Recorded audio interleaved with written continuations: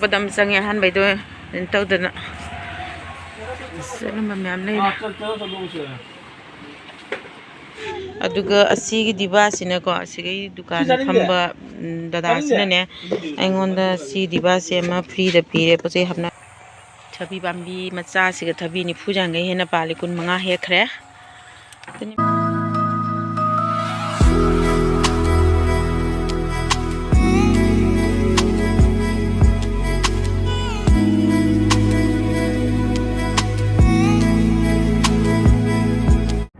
Mẹ ngasi aku ni jahila kan di desa liban ya bako. Ijan pasnya causel le, ni pisu causel le, saure. Kau hingga piron caron hingga sarak teriak balai na thamba singga. Aduh kan indam gi pi hingga hari mau gi pi hingga sa teriak ba. Hari di indam gi pi singga. Aduh hendak namu Chaukat le wang le ba ko khangau khangde purit khangde kudang londa tension ba makhong londa kaukat ba adumaina loina oire aduga joisana su ada leibanina ma inge mama mai purito kauram me kholam me na haire adu inga mini ingan ba yabra do adugi magi alumba phi ama do magi use tauna ba da ko adu daily use tauna ba moi ade school le chu pi school le pi ba na moi class ta dum set na chat pagi ada moi house adum lei bagi su ama makoi jum nei jum pinai dana ko adu ni adu khanbi gai taw bane adu jengoge na thorakpa adu ni myam nan so ma lei re nan ngi alum ma pi jarak tre na ne de cha re le na no phone taw ra hai re mai pi de cha ra tre na adu ni myam ija saw sale pi su daily hong tai ngai ta ija saw sale paisa su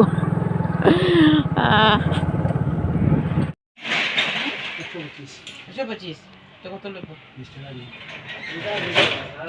15 lagi lah mana? 15 lah. Asyik. Yang sih.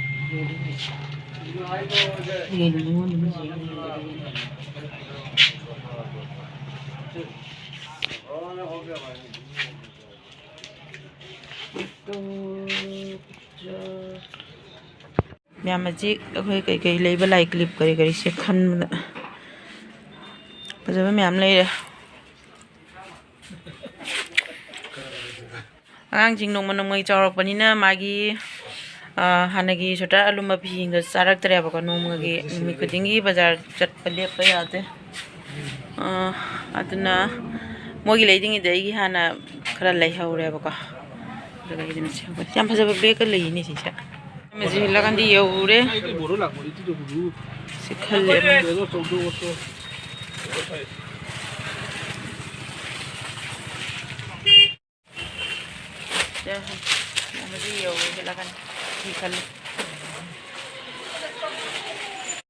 magi size emte joram dre asina khang chaw chaw re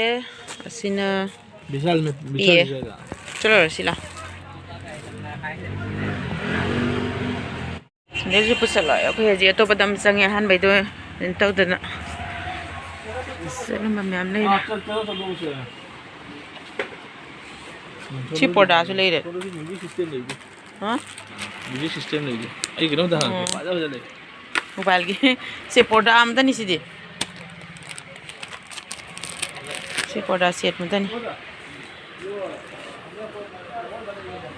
le buga kino ga lei re morokka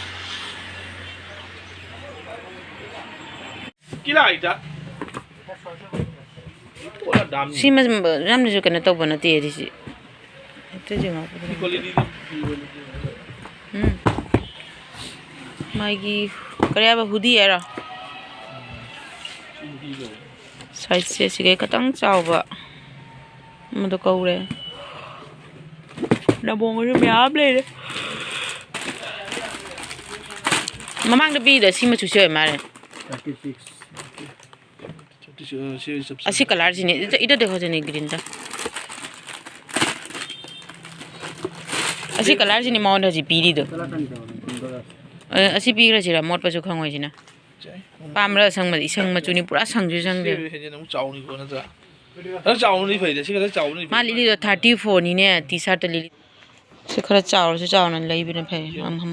mathang chai da mamuk cha de haragan Manungnya kino, manungnya cetu fu kino. Pamaktre, poraktre mana design do size tu. Jadi kaya ba? Same lagi cara. Nang polali tu sih kan nama jura pada men. Mai ama tu sa roy ama tu kauran. Jadi le sih jai. Sih cara. Saya amu catur ini je pi bamu aku itu isi kan nala ini. Kaya aja. Biar masih aku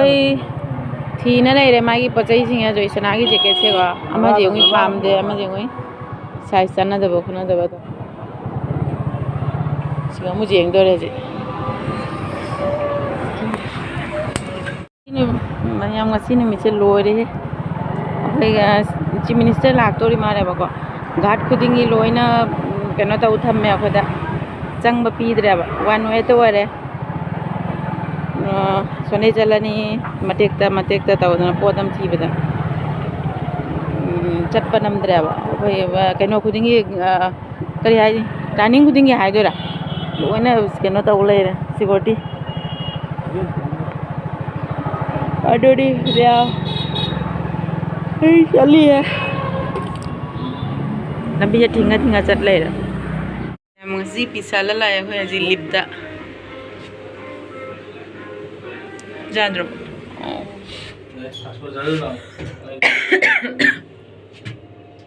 Yang aku yang si lipda cali. Canya oleh. Demi yang si lip hangdok na aku yang si magi posai singdo. Api hingga jiang basi kadum lai pemai pi rasa na bina ada apa masih thok train aku sih jiang oleh sih na sih kau di rumah rakai ni demi yang ada ni ana sih kadum la ada ni music suka na tahu dia bawa ini tu na tapal le bawa sound tapal laga kena tahu dia ada ni miam sih khali mana cang na kiri le bawa aduga ma'am हजिकाना खाली मासना खाली इसना video लाउना इसे माई फीसे दम चाबे दम थी बने बको अदनी अदो लेसे लगन माना खाले फंगे चले अदनी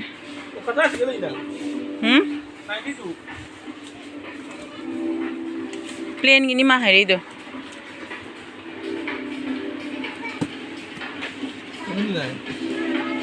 प्लेन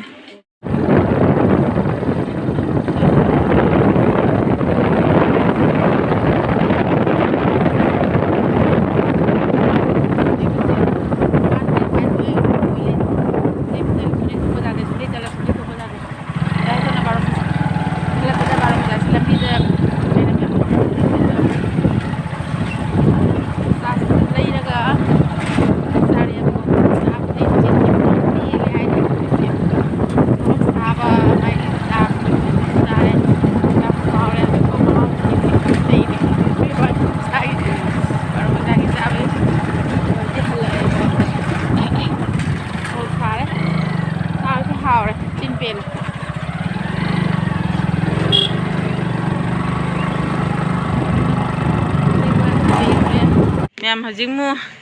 लगानी दे हलागा को लगानी दे हलागा हजिंगमु निपादगी इचन बागी ने मागी पोचे के पीबा लाए बा मागी पिरो चारंगा सॉरी अजा अजा मथा बाहर रख देंगे पिरो जिंगे खत्म को ठोक लग जाते बने असमै खत्म बेसी बोरो कइसे ना ओइबो त ओइबो समय खत्म ग लेबिरे खत्म ग पिबिरो हैन अदुगा मैम ngasi से वारे हलगन दिदे हलगा नेंसी ना मबोक थादोक बजादे लेरमे जै चाक सु थोंगे अमुकम नेंसी सु पुना ला चाक थोंगे चारे फेंगे खोले पी फौ बलोक सलमे को सलमे लोइने लोइरगा हौजी अमुन इचान पागी मनाकता मुलाए को कुइरे मासु माइ बचै केना तौदे इंगे खोले न हाबदुगा माइ अलुम्बा फीगा करी को देखता आमगा लेबिरे सिगा लेरे अदुगा असीगी दिबासिना को असीगी दुकान फंबा दादासिना ऐंगोंदा सी दिबासे मा फ्री द पीरे पचे हबना रायना माइ से सोम पापी हबना बा जेगा नंग थोंगे kada handoinge se som babi hapna ba diba se boyam se asi makoina piro ai ba ma si mina haina lei grana piba jaro ya ne ngonde si diba se pire si ramata sa ijaro kaino pijo do aduni janu pa thorak tri ma ngal le tena phone tora me laba na thorak tri haji ngai na pha pham nei re ma'am युमदा हलए हजी अखोगी थबी पांबी यंगनगे अखोई ने मोगी थबी पांबी से मा से थबी सिगसु सिगसु सिगसु सिगसु सिगसु ते मथा त देते उदे सिगसु म लैरे दे सिगसु म लैरे सिगसु मखारसु लैरे माँ जिको जो नहीं खजाले जिको जो जाले से हाँ तीन खंजन में जिका इमा से जो वानी उनका पाले से पांबी मचा जिका तना थबी कुन मंगा है खराय से हज़ार में यूं से थबी कुप्पा नमा ज़मान की दिन में आमदे ने शेयर तो रखने जामना बुदी सांग भी थबी तो नते आबसे थबी बांबी मचा सिग थबी नि फुजांग हेना पाले कुन मंगा हेखरे तनी मैम ने फसमन गिना सेरो पने सि से ngaile कोइ चलु रे ल ने टोन दि जखरा ने जखरे जखरे सिगा कनो सु लक्षन्द्रे मैम अजी कनो दु सिदि नुंथांग दंगा टप जागे बको अदुना जाइनारि खरा लेलुरे जाइना जो फबा फंदा जिनम से खरा लेंगे तबने से मैम जाइना सिगा लेरे आई पुखिदा का बक सामे बा हरेन कनो तरम दाइ मुजुम दम गन तौनी सिदा जिनम लेरे अदो जाइना से जे फबा मौ फंगद्रे मैम समाय तौदना से पिक खरागा दै समाय खरा चाथोक खतोक लइसनदागा तीन ना चाइरा अजि कंखले बको नहान वाइदि फजे फजे लेरम दसी नोंथां दंगसी नाटप जारनी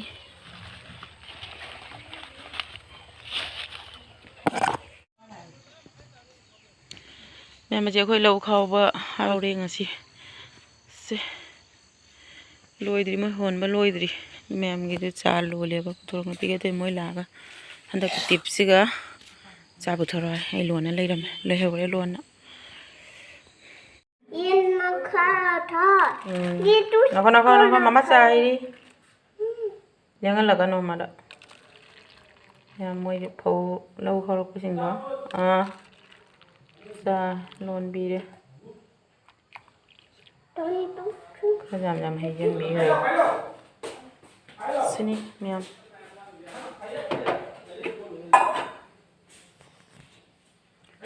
पंगते है रे लो लाओ ना पिठाई मैम हापी रे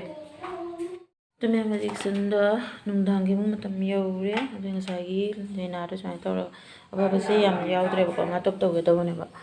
do to nga do siga leire दुगा हजिक सी थोंगानी तो जिनम जे सेलरे चाम गे तौरे इसै थबक कतमना ngasi से लोरेदा पासु वारे घर हंदा घरना चली खोली दा सिनी मैम मैम जिनम जे सोइरे दु मचु हापे दुगा थुम जे लेरे क्या हापते कदम हापते रे जाना हापते रे दुनी मैम आई nga top se लेरे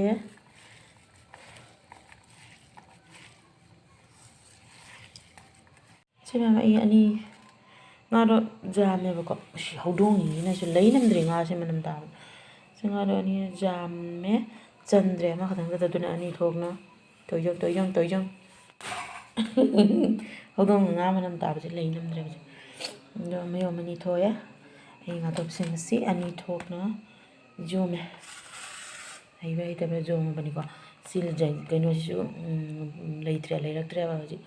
jaina ju कंजले अदुना मनुंग फा फा बेंग जो मगा मथक किजिना कथम मोंग चाद्रे